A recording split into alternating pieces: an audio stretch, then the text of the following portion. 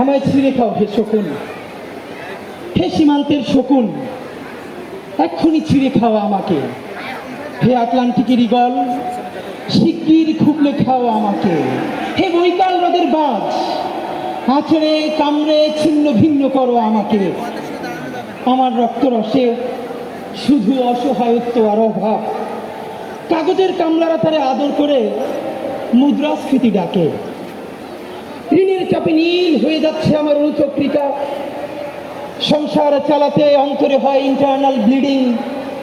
কি আশ্চর্য, তবু আমি মরছি না। ওদিকে দোজখের ভয়ে আত্মহত্যা করবার সাহস পাই না আমি।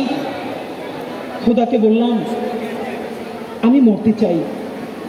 তিনি বললেন বেঁচে আছো কে বলল?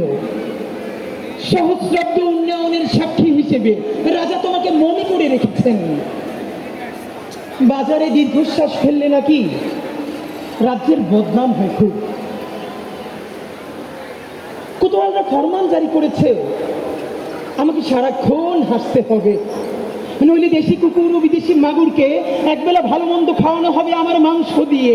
নিত্যদিন ব্রয়লারের ভুঁড়ি নাকি ওদের ভাল লাগে না। অথবা আমাকে ভাগ দিয়ে ব্যথা হবে। মানুষেরও তো মানুষ খাওয়ার স্বাদ হতে পারে, তাই না? ভাগ্যিস তা বিদেশি সুপার শপে বিক্রি হবে না। দেশি মানুষেরও তো হক বেশি আমাকে খাওয়ার।